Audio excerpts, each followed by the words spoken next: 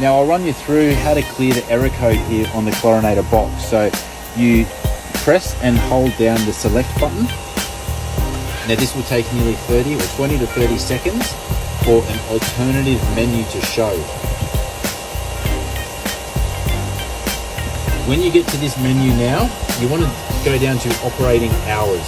What this is going to do is tell us the Chlorinator operating hours and the cell operating hours. Now that checked salt cell error always flags when the cell hours is above 6,000.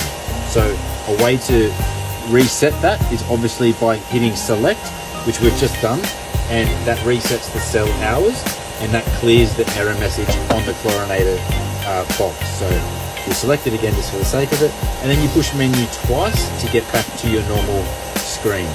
So if you replace your salt cell, because it says check cell on here, and you still got the error message, that's how you clear it.